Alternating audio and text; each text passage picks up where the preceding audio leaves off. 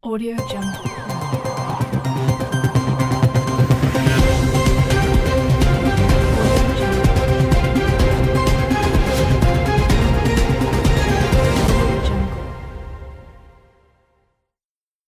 Olá, amigos! Diretamente aqui do estúdio MZA, com apoio cultural de COF, Centro de Orientação da Família. Está no ar o seu programa TV Social 3. Hoje temos a presença da Aline Moreno.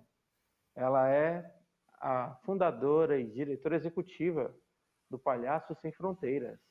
Seja bem-vinda, Aline. Obrigada pelo convite. Estou muito feliz de estar aqui e poder compartilhar com vocês um pouco sobre o que é o Palhaço Sem Fronteiras. E é isso, estou aqui para a gente trocar essa ideia e descobrir juntos mais sobre a organização. Isso, que legal. Aline, já conta pra gente como foi que surgiu o Palhaços Sem Fronteiras aqui no Brasil e como foi que você resolveu criar essa grande ideia. Então, o Palhaço Sem Fronteiras, ele existe há 28 anos, né? Ele surgiu, o primeiro Palhaço Sem Fronteiras, ele surge em Barcelona, né, na Espanha, e foi fundado, a idealização é do Tortel Poltrona e da Montserrat Trias, que são dois artistas circenses bem conhecidos lá. E aí, depois que eles fizeram isso, a origem do Palhaço Sem Fronteiras, eu acho que eu sempre gosto de contar, porque foi uma demanda que não veio da ideia de um adulto, veio da ideia das crianças. Então, na época da guerra da ex-Iugoslávia, imagine, 1992, 93, as crianças estavam se comunicando através de carta, né? Outro tempo, não tinha WhatsApp, não tinha Sim, faz as tempinho. crianças dos acampamentos de refugiado se comunicando com crianças de escola lá de Barcelona. E nessa troca de cartas, que era um projeto da escola de Barcelona, as crianças vieram a pedir se podia levar algum tipo de espetáculo, de arte. E aí o que Sim, sim. aconteceu foi que aí dessa troca de cartas, essa professora falou com o Tortel Poltrona e com a Montserrat e eles resolveram pegar uma Kombi e ir até lá. E aí, quando eles foram lá, porque as crianças falaram, a gente está recebendo ajuda humanitária, alimentação, o mínimo, né, que é a hospedagem, que são dentro do acampamento, mas uma criança, ela não deixa de ser criança e ter vontades de criança porque ela está vivendo uma situação de conflito, né? Então, e aí surge o Palhaço Sem Fronteiras, eles voltam para Barcelona e as crianças antes perguntam, e aí, mas quando vai ter de novo? E eles falam, nossa, agora a gente precisa entender como que vai manter. Naquele mesmo ano de 93, eles fizeram 3 projetos lá, e aí alguns anos depois começam o Palhaço Sem Fronteiras nos Estados Unidos, na França. E quando eu conheci o projeto, foi pela internet, eu falei, gente, eu quero fazer isso, né?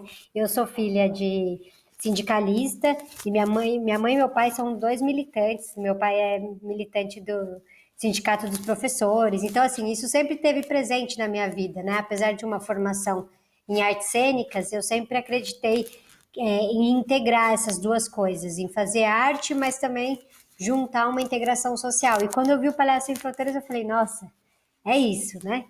E aí eu resolvi bater na porta, porque por privilégios da vida, coincidentemente, eu fui para Barcelona e aí eu bati na porta deles e falei, então, eu queria trabalhar com vocês. Eles falaram, mas quem é você, né? Tipo assim, de onde você veio? E aí, pouco a pouco, a gente foi construindo essa relação. Em 2014, eu montei um projeto que não era do Palhaço Sem Fronteiras, junto com outras pessoas, tinham pessoas de 6 países diferentes, para os acampamentos de refugiados no Saara Ocidental, que é um lugar que poucas pessoas conhecem, mas é a última colônia africana, é colonizado pelo Marrocos, e lá tem um maior muro, depois da Muralha da China, o segundo maior muro do mundo, onde as pessoas estão exiladas lá há mais de 40 anos. Então é uma causa é uma questão bem grave de direitos humanos, né? E a gente foi para lá. E aí eu pedi o apoio do Palhaço Sem Fronteiras Espanha, para eles ajudarem dando um respaldo, né? Respaldo de jurídico, respaldo de logística, porque é um acampamento de refugiados. Você tem que pegar, você chega num aeroporto militar, você precisa estar com escolta, dependendo da situação. E aí isso foi em 2014. E em 2015 eu ia voltar aqui para o Brasil, e aí eu já sabia que eu queria montar a organização aqui no Brasil. E aí foram 2 anos, né, de trâmites burocráticos, até que a gente conseguiu ser aprovado dentro dessa internacional, que é como se fosse uma federação do Palhaço Sem Fronteiras, onde estão presentes 14 países. E aí o Brasil é o primeiro da América Latina, oficial, e a gente tem trabalhado e focado aqui no trabalho dentro do Palhaço Sem Fronteiras, tanto no Brasil, que é um país continental, como na América Latina. Então, foi assim que o Palhaço Sem Fronteiras surgiu. Brevemente, assim, um pouco da história, assim. E o Arthur Toyoshima, que Sim, é meu sim. companheiro, que a E, gente fundou junto. Ele é o cofundador da organização, que também desenvolve o trabalho comigo. Hoje em dia a gente tem mais ou menos uns, uns 80 artistas trabalhando com a gente e fazendo 80 parte dessa artistas. rede. É. Muito bem. E vocês estão, assim, qualificados como organização da sociedade civil, uma ONG, uma OSC, ou vocês Sim, são só um grupo? Vocês têm não, a gente é, CNPJ ativo? sim, a gente é uma ONG.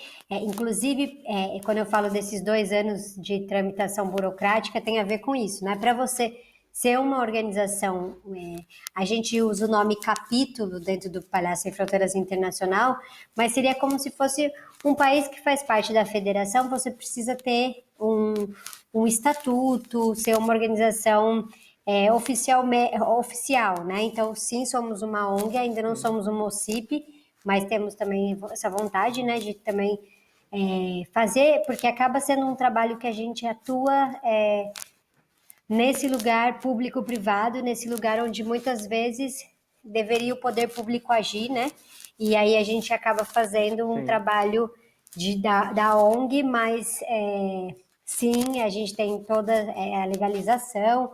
Esse ano, em outubro, a gente completa 5 anos legais aqui dentro do Brasil e temos um código de ética comum dentro desses 14 países que fazem parte, que são diretrizes para que tenha coerência, porque a gente trabalha, sim, às vezes em áreas mais tranquilas, mas às vezes em áreas bem perigosas, onde só a Cruz Vermelha entra, então tem todos os tipos de trabalho, né? Apesar de ser palhaçaria, ser circo, ser arte, né, que é algo que realmente você olha e fala, ai, que legal, mas as áreas são áreas de conflito, muitas vezes, então precisa saber e ter muito respaldo para você conseguir chegar nos lugares e não colocar em risco nem a população, nem os artistas, né, que fazem parte. Sim. E em que áreas vocês atuam aqui em São Paulo? Quais as regiões, quais os lugares? Então, em São Paulo, especificadamente, a gente tem um projeto que chama Ocupa Riso, que a gente tem vontade de... Já chegamos a fazer algumas ações em outros estados, mas esse projeto ele surgiu desde o comecinho que a gente começou aqui agora, no comecinho que a gente começou, da organização aqui em 2016, e é um projeto nas ocupações. Óbvio, a gente trabalha em algumas favelas, comunidades, trabalhamos também em São Paulo com crianças e adultos em situação de imigração, mas o projeto das ocupações é o nosso projeto mais forte. Por quê? A ocupação é um espaço onde o poder público muitas vezes não está presente. Então, não tem escola, não tem saneamento básico, os direitos humanos muitas vezes não estão supridos nesse lugar. E por que a gente acaba indo bastante? É porque a gente também compra essa luta por moradia, por uma vida digna com todos os direitos que se tem, inclusive o direito à infância, o direito a brincar, que é esse nosso mote dentro da organização, né? Que independente da situação que você esteja vivendo, você tem esse direito. Porque às vezes a gente fala, mas a criança precisa comer, né? Muitas vezes perguntam, mas precisa comer, mas precisa de casa. Claro que precisa. Precisa de tudo isso, mas também se você só vive uma vida só comendo e tendo uma casa, isso não te completa. Não é porque uma pessoa tem uma situação mais vulnerável que ela não tem vontade de ter acesso às outras coisas, né? Então, dentro de São Paulo, a gente tem atuado muito com o movimento do Luta Popular, que eles trabalham em diferentes ocupações. Então, a gente trabalha na favela da Onça, na ocupação Esperança, enfim, tem uma lista de lugares, assim, que a gente atua aqui dentro de São Paulo. Então não é só entretenimento, é luta social, justiça social também, o Palhaço Sem Fronteiras. Eu acho que o Palhaço Sem Fronteiras, ele é isso através das artes circenses. Então, nossa missão, como organização, é sim a transformação através do riso, através dos jogos, através da ludicidade, mas também é fazer isso por meio... Nossa, tá muito ruim de novo? Tá muito ruim de novo? Não, pode falar. Não, tá. Então, também fazer isso através de democratização e acesso às artes circenses, né? Então, quando a gente decide ir numa ocupação, a gente tem o trabalho, que é um trabalho de ir lá apresentar, fazer o espetáculo, fazer a oficina, mas também de denunciar o que está acontecendo nessa área e divulgar para as outras pessoas sobre isso. Então, sim, quando você me pergunta sobre justiça social, sim, porque acho que a gente também olha como um espaço de bem-estar e regeneração, quando você coloca atividades artísticas, culturais, pedagógicas, porque você está oferecendo tanto uma parte artística como uma parte de consciência cidadã de outras maneiras, né? Mas também tem um outro lado que é o que a gente traz para a sociedade que não está vivendo aquele conflito, seja numa ocupação, seja, por exemplo, a gente trabalhou em Altamira, com a população que foi deslocada pela construção da usina hidrelétrica de Belo Monte. Essa população é uma população que foi esquecida, né? Que ela, tipo assim, eles foram lá, construíram uma usina, tiraram todo mundo que morava na beira do rio e vivia uma vida com uma relação cultural com o rio e simplesmente colocaram as pessoas numas casinhas e aí para eles está tudo bem, né? E o que a gente está trazendo é assim, qual é o valor do ser humano integral, né? As pessoas elas não querem, sabe aquela música, a gente não quer só comida, a gente quer comida, diversão e arte. Então isso muito boa, muito boa. É muito boa, né? Mas é um pouco isso, né? E também que esse imaginário da população, que às vezes tem uma referência de palhaço, de palhaça, como algo muito pejorativo, ou como algo só tipo da animação de festa. Quando a gente fala palhaços ou artistas circenses, são pessoas que estão ali, e principalmente o palhaço e a palhaça, tem esse lugar de encontrar com as pessoas, de interagir com as pessoas, de ver realmente aquela pessoa que está ali. Então, o que a gente percebe nos lugares que a gente atua? Que muitas vezes, por exemplo, Brumadinho passou um super crime ambiental. Aí, quando a gente chega, as pessoas estão traumatizadas, muitas vezes, e muitas vezes brigando, né? Porque nesses lugares que acontecem conflitos, existe sempre um conflito institucional que é colocar, às vezes, um lado da população contra a própria população, sabe? E aí a população fica brigando enquanto não se resolve o problema. Então, a gente também busca encontrar esse espaço de ressignificar esse espaço público, que às vezes é só para briga, para trazer as pessoas para se encontrarem, estarem juntas, para rir junto. E aí, juntas, elas rindo, elas também entendem que elas não estão separadas, que elas estão juntas, sabe? Muito bem. Bem, pessoal, vamos agora para o apoio dos nossos patrocinadores. E logo mais voltaremos com mais Palhaços Sem Fronteiras. O terceiro setor movimenta 8% do PIB mundial, que fornece emprego, capacitação e subsistência às milhares de pessoas. A TV Social 3 é o único canal voltado ao setor. que nasceu de uma iniciativa do COF, Centro de Orientação da Família, que tem como finalidade dar voz e visibilidade às diversas ONGs do Brasil e do mundo. Por isso, somos o canal oficial que dá voz ao terceiro setor. Olá, amigos. Estamos de volta com a nossa entrevista com Palhaços Sem Fronteiras, com a Aline Moreno. Aline, eu gostaria de saber se vocês têm alguma ajuda do governo, vocês têm algum repasse para financiar toda essa empreitada, o empreendimento que vocês realizam? Então, né? Eu acho que é super importante essa pergunta, porque assim, o Palhaço Sem Fronteiras, o ano passado foi quando a gente começou a conseguir aqui no Brasil a ter um pouquinho mais de estabilidade. E a gente conseguiu através de um edital que chama Fórum Civ, que é um edital sueco. A gente nunca conseguiu ter a gente não tem nenhum patrocínio do governo no Brasil, nenhuma lei Rouanet, nada disso. Até pretendemos ter, mas nesse momento está um pouco complexo, né? Porque tem muitas coisas que estão paradas nesse sentido. Mas a gente conseguiu esse edital, porque como o Palhaço Sem Fronteiras tem em vários lugares do mundo, o Palhaço Sem Fronteiras da Suécia se inscreveu nesse edital para dar um apoio para o Palhaço Sem Fronteiras Brasil. Aí a gente passou o ano passado, foi quando a gente conseguiu fazer uma reestrutura, um planejamento estratégico, começar a consolidar bases, a poder ter salário, não ser contratado CLT ainda, porque a gente não tem esses braços, mas a gente conseguiu, sabe, assim, manter e poder se dedicar realmente sem ter que fazer 5.000 trabalhos ao mesmo tempo, né? Porque é um pouco assim que funciona a gente, muitas organizações no Brasil.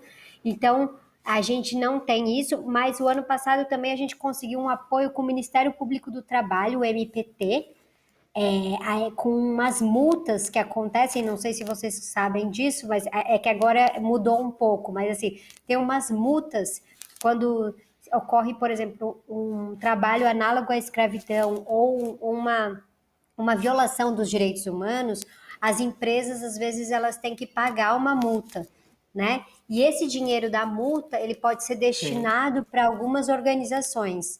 E aí, o ano passado, a gente conseguiu alguns apoios com os valores pequenos, mas onde a gente trabalhou com mulheres vítimas de violência doméstica, e a gente também trabalhou nas ocupações, fazendo vídeos no momento da pandemia.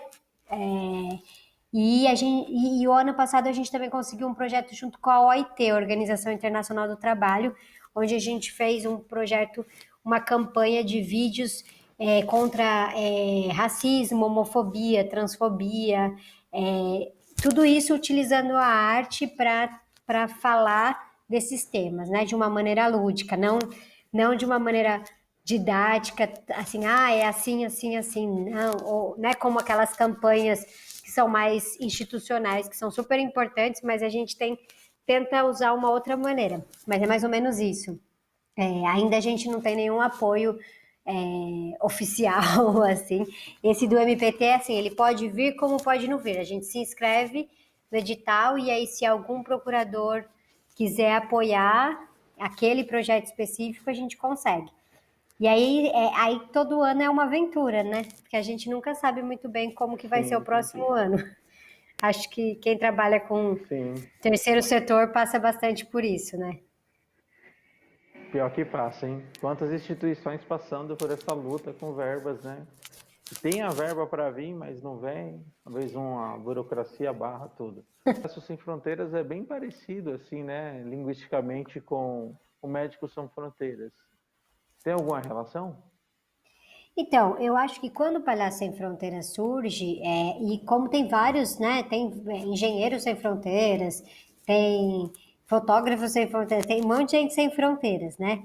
E eu acho que essa ideia também de transcender as fronteiras, de você ir para diferentes tipos de lugares, acho que sim, né? A gente trabalha em contextos de crise humanitária, que são coisas... O que é um contexto de crise humanitária? É um contexto onde a gente está falando tanto de guerras oficiais como não oficiais, né? Por exemplo, aqui a gente tem vários contextos de crise humanitária que não são colocados como contexto de crise humanitária oficialmente, mas os números de mortos, né, ou da violência policial, ela é gigante também, né? Então, assim, crise humanitária é algo que às vezes as pessoas elas pensam que é só lá na Síria, né?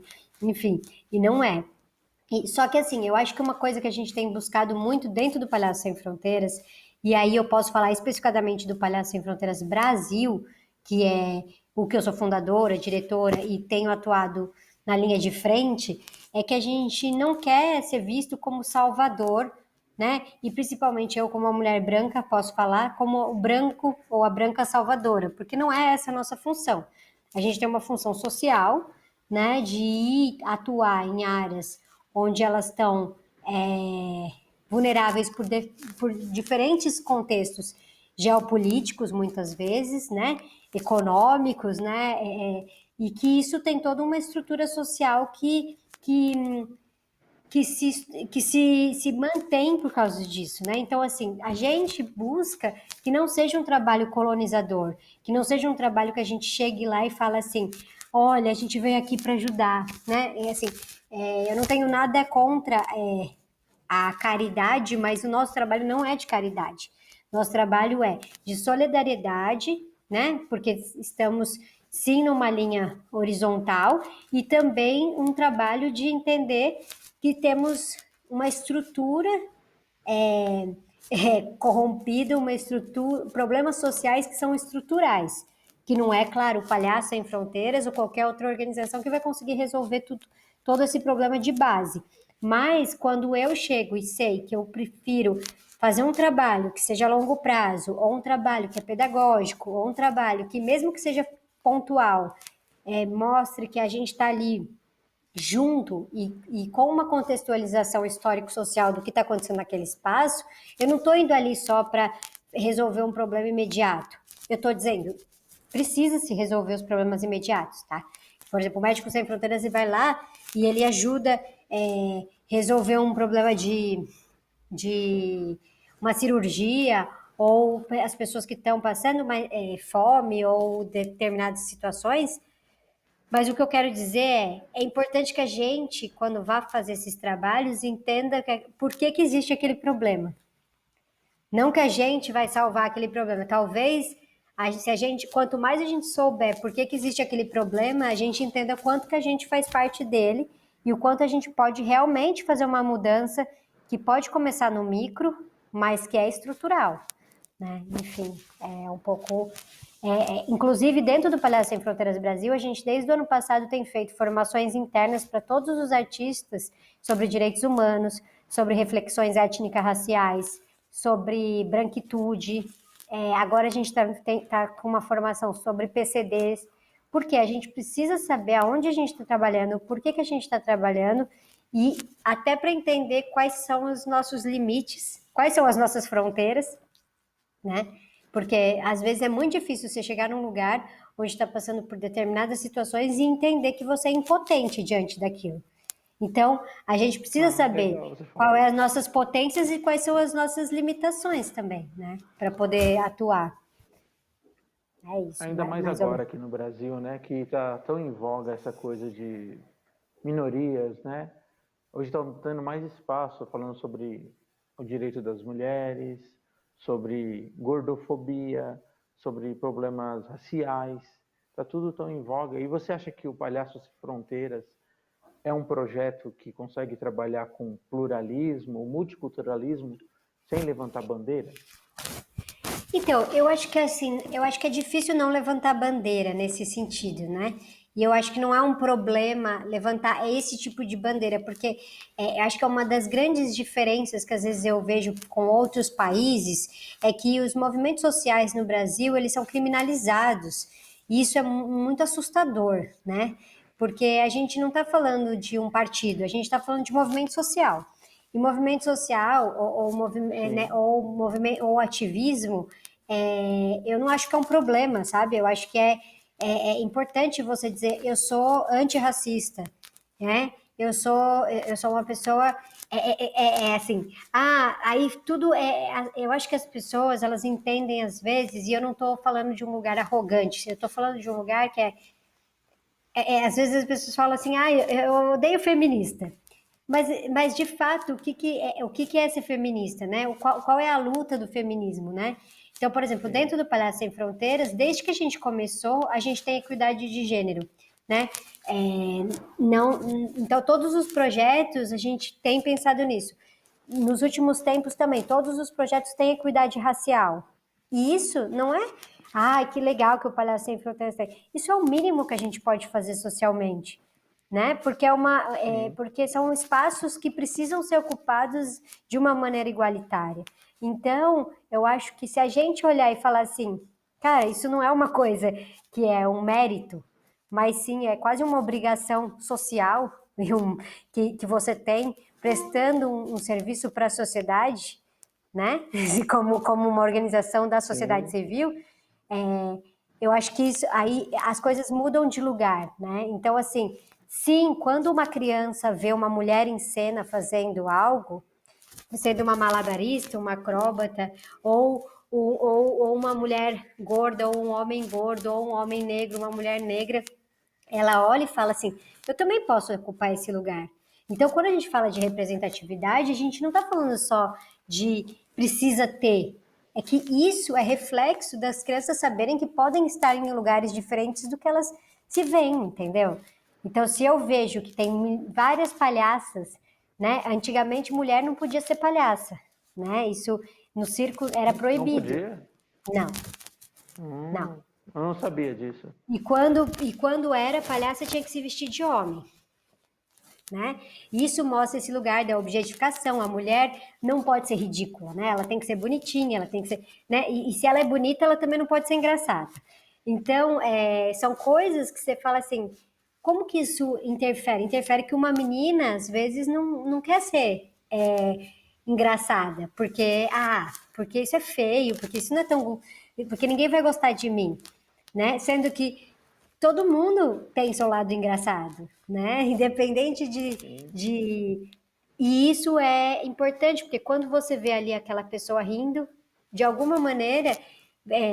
Eu lembro que uma vez eu estava na Nicarágua fazendo um projeto e foi muito legal porque a gente tinha uma cena que era o cara começava a fazer malabares e aí chegava uma palhaça e falava, eu quero fazer malabares também. Aí ele falava assim, não, as mulheres não podem fazer malabares. E aí eram três palhaças e um palhaço só. E a gente falava assim, sim, se pode, sim, se pode. E aí ela fazia um truque, que é um truque clássico de malabarismo, que é pegar as bolas do malabares por trás, e aí ela começava a jogar malabares. E aí, nessa hora que ela Sim. começava a jogar malabares, as crianças, elas olhavam e faziam assim, gente, ela conseguiu, sabe? Então, a Sim. dimensão que a gente. E aí ela olhava para o palhaço e falava, então, vamos jogar junto? E aí eles faziam um número de troca de bolinhas. E aí eles não jogavam separados, porque a ideia não é que a palhaça venha, pega as bolinhas de malabares e fala, sai daqui, seu palhaço, que eu vou jogar sozinha. Mas há a possibilidade de que ela também possa jogar as bolinhas de malabares. E esse efeito dessas crianças de 5, 6 anos, que achava que só o palhaço podia fazer, eu não tenho como dimensionar muito isso, né? Mas eu sei o que eu vi. A cara das crianças olhando e falando assim: gente, ela conseguiu. Então, assim, esse lugar simbólico que a gente usa através da arte, ele é uma maneira de ir mudando estruturalmente coisas que já estão muito ultrapassadas e que nunca deviam ter existido. Como o racismo, como a xenofobia, como o machismo, como coisas que, como organização, eu não posso continuar perpetuando esse tipo de atitude. Porque senão eu reproduzo algo que não é legal, né? E não é legal e que mata muita gente, além de não ser legal, né? Tipo assim, enfim, Falou mais ou menos bonito, hein? isso. Falou bonito. Questão Latinoamérica. Você acha que os países latino-americanos, eles são parecidos com o Brasil ou é só uma outra realidade? Não, eu acho que Essa são questão dentro do parecidos. Palhaço Sem Fronteiras. Eu acho que são parecidos.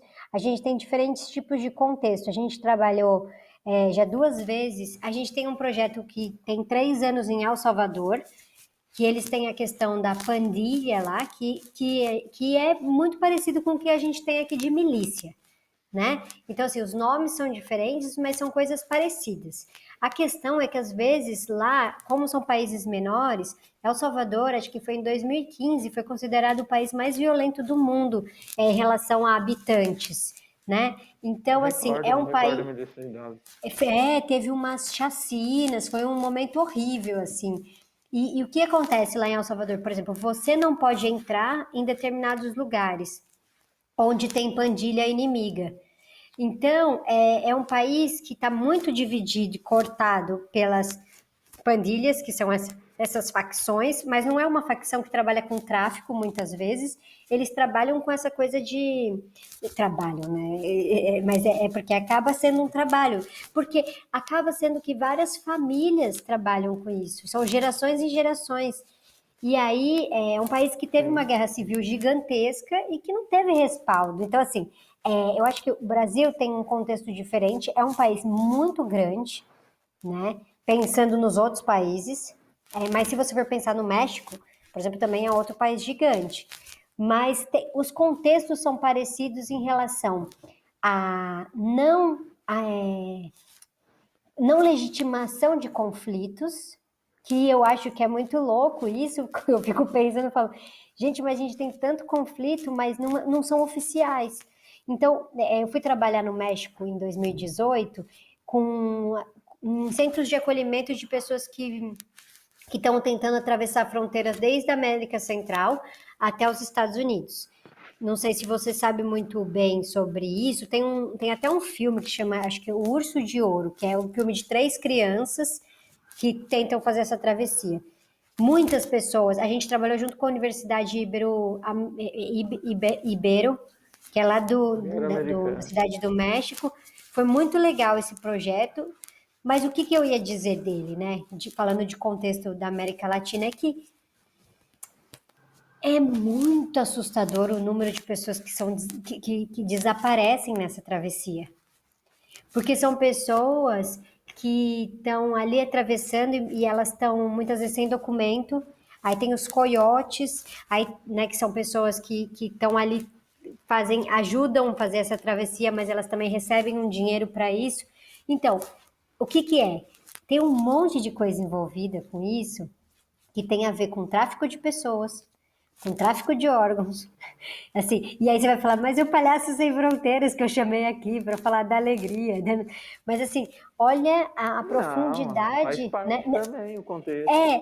Mas é que quando eu comecei lá a me dar conta de que as pessoas desapareciam porque elas estavam sendo traficadas, porque são pessoas que estão sem documento e que é muito mais fácil você sumir, é um número assim, tipo 60 mil pessoas somem por ano, sabe? Não é tipo assim, não é um número É muita coisa. pequeno.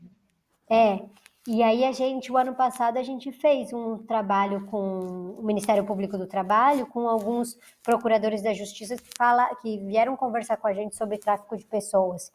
E é um primeiro, tipo, tem 3 mercados, a indústria do armamento, a indústria do tráfico de pessoas, e tráfico de órgãos.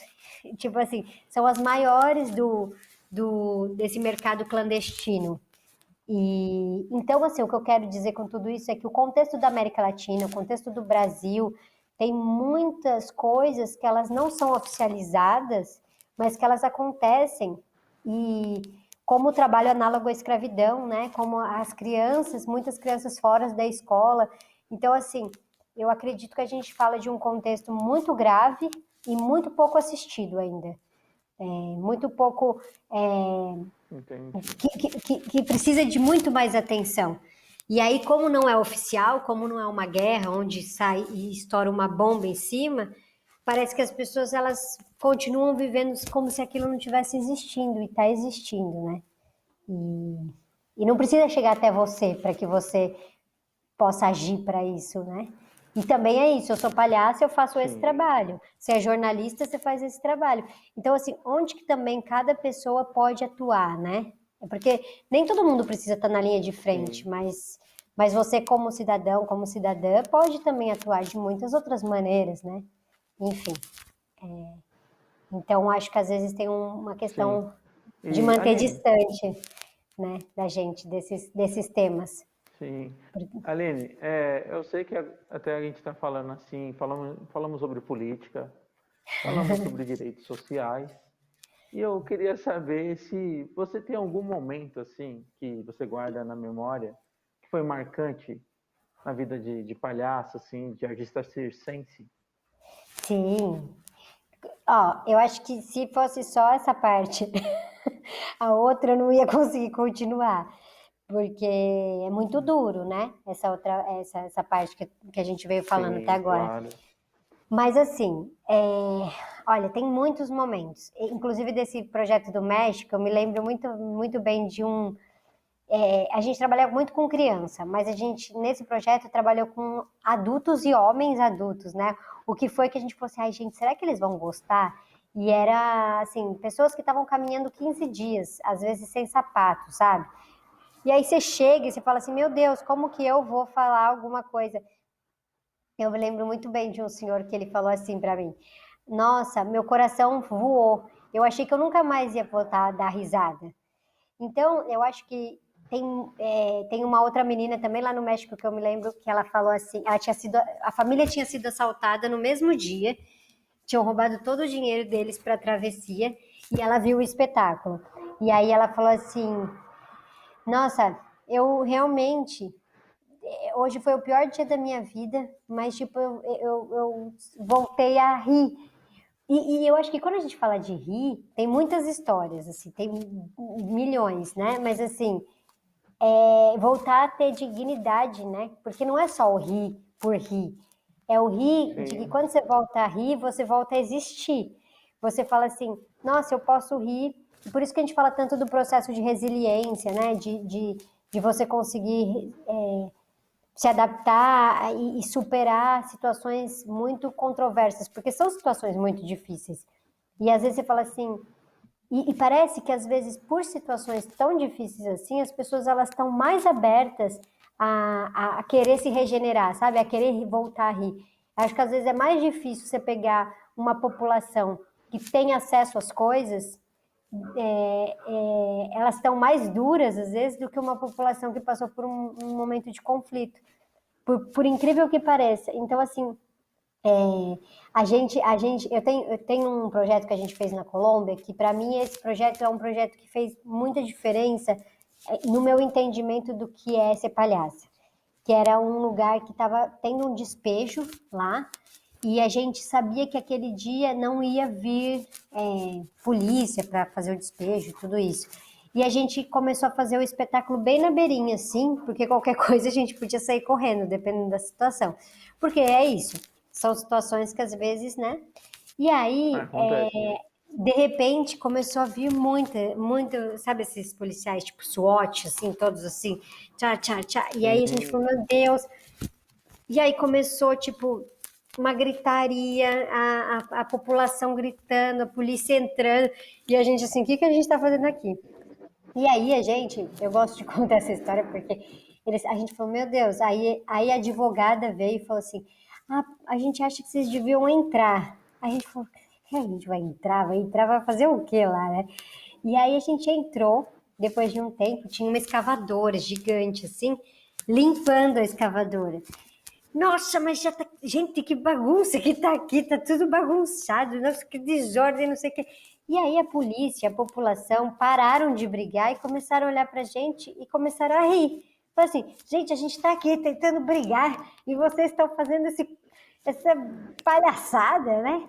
E, e aí eu lembro que nessa hora todo mundo respirou e as pessoas começaram a se olhar, sabe? E claro que isso não vai mudar um problema estrutural de um desalojamento ilegal que a polícia estava tirando as pessoas sem ter o papel lá para elas poderem sair.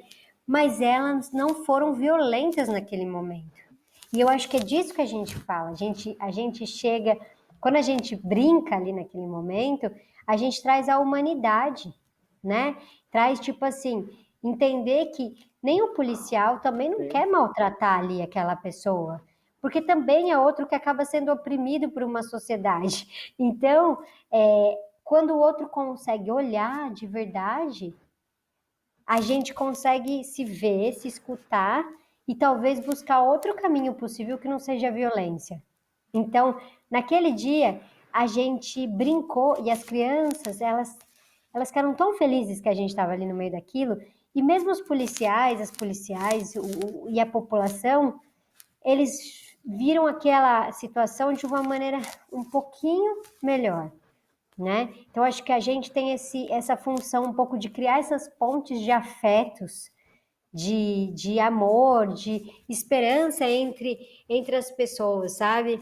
Através das artes. Não somos salvadores, mas temos ali aquela função lúdica também de mostrar outras perspectivas. E todos os lugares que a gente vai, a gente é muito bem recebido. E normalmente as pessoas pedem para voltar, então acho que isso é um bom sinal. E o que é ser palhaço? Então, eu acho que é uma coisa que não dá. Cada pessoa vai responder uma coisa, né? Mas para mim, ser palhaça, ai, que ótimo, ó. É tipo lidar com essas situações. Tipo assim, mas para mim, ser palhaça tá muito ligada a acessar o nosso ridículo. Ai, o moço resolveu fazer esse negócio bem agora. Por quê? Porque eu acho que a gente vive numa sociedade onde a gente não pode ser ridículo, né? Que a gente não pode errar. Então, eu acho que até um termo que eu escutei numa palestra faz pouco tempo, que é humanidades. E é mostrar nossas humanidades, né? Então, é assim, é mostrar, é uma lente, a gente fala que é uma lente de aumento dentro da gente mesmo. Então, eu sou uma pessoa que fala um monte, né? Vocês já perceberam. Então, assim, como que eu dou risada disso, né? Como que eu mostro que isso pode ser alguma coisa engraçada? Porque a gente fica tentando esconder essas coisas e a gente acha que isso é defeito. E para o palhaço e para a palhaça, isso não é defeito. Isso é autenticidade, né? Não estou dizendo coisas muito sem noção, mas ao mesmo tempo para mim, ser palhaço, eu acho que é o poder ser autêntica. É um lado que muitas vezes a gente tenta esconder. E por isso que eu acho que ele funciona muito com as pessoas. Porque quando chega uma palhaça ou um palhaço, ele não se coloca num lugar de superioridade. Ele se coloca num lugar onde, assim, onde você pode rir do outro. E eu permito que você ria de mim. Não é um problema. Então, acho que também ser palhaça é muito bom porque você não precisa ficar se escondendo o tempo inteiro, né? E eu acho que a gente vive numa sociedade muito plástica e muito superficial. E mostrar os nossos buracos e as nossas dores e as nossas delícias é para quem é muito corajoso. Então, para mim, ser palhaça é ser corajosa, que é tipo agir com o coração, né? No sentido da palavra literal, que é coragem é agir com o coração. Então é você fazer as coisas mesmo sabendo que vai dar merda às vezes, né? Às vezes você vai cair, vai tropeçar, você vai levantar e finge que nada acontece, mas todo mundo viu, ou faz o maior dramão, mas é assumir esse lugar humano da gente, né? Até no circo é um pouco assim, né? Tem os super-humanos, que são os malabaristas, que eles fazem as coisas maravilhosas, e aí depois vem o palhaço tentando fazer aquilo e não consegue fazer nada. E aí é onde a gente fala, nossa, que bom que existe esse outro lado, né? Então, acho que ele é esse lugar da cooperação. Ele tenta ser competitivo, mas ao mesmo tempo ele quer que todo mundo esteja ali junto. Tem muitas coisas. Enfim, eu poderia ficar aqui horas falando sobre esse tema. Sim, Aline, foi muito bom falar com você hoje. Hoje, quando eu falei com você, eu senti uma chama dentro de mim, sabe? Você conseguiu transmitir, acho que a essência do Palhaço Sem Fronteira, da justiça social, do lutar, do perseverar. Isso é muito bom e eu fico muito feliz de tê-la recebido. Por mim, eu poderia ficar falando com você horas e horas, escutando as suas experiências e tudo o que aconteceu. E eu creio que você voltará novamente aqui para contar mais coisas para a gente, Sim. mas presencial. Então, eu até Depois ia que passar falar toda essa também, se coisa. vocês quiserem, tem outras pessoas, né? Tem a Jennifer Giacomini, que ela fez um doutorado, um projeto super legal sobre o Palhaço Sem Fronteiras e o decolonialismo, que eu acho que é um tema que a gente, até que você ficou interessado, sobre esse lugar Sim, do decolonial. O Arthur Toyoshima, que é o cofundador, que também tem outra perspectiva, né? Tipo, ele também conta através de uma história pessoal, também como ele encontrou a palhaçaria, porque também para cada pessoa é uma história, né? Eu venho de uma família e a minha família tem um pouco isso. O Arthur tem outra história, a Jennifer tem outra, e a gente tem vários artistas também que podem vir contar histórias e histórias específicas. E eu agradeço muito. Acho que a gente tem que mais dar voz para todas essas histórias e que as pessoas possam conhecer mais, né, do trabalho e acho que eu gosto de lutar. Eu falo que é uma luta com afeto, é uma luta com alegria, né? Que parece que às vezes é separada, né? Mas eu acho que dá para lutar e também ao mesmo tempo buscar lugares sensíveis dessa luta, né? Enfim, é complexo, nem todo mundo pode concordar e nem todo mundo vai concordar sempre com tudo. Mas eu acho que a gente tem feito um trabalho bem consistente e, e tudo isso que eu falei para você não são palavras, são ações. Então, quem quiser conhecer mais, só entrar nas nossas redes sociais que vão ver tudo que a gente tem desenvolvido. É isso.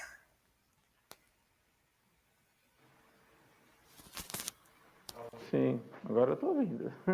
Que deu um corte. Mas bem, Tudo bem. Aline, Fiquei obrigado, falando. tá? Obrigada Não, a mas você, Wagner. vai sair. Só deu um cortinho aqui só. Mas Sem muito problema. obrigado mesmo, tá? Deus abençoe. Imagina. Bem, Obrigada, tá querido. bom? Tchau. Bem, amigos, estamos finalizando mais um programa hoje. E esse foi o nosso bate-papo com a Aline Moreno. Espero que vocês tenham gostado e até a próxima. Audio Jungle.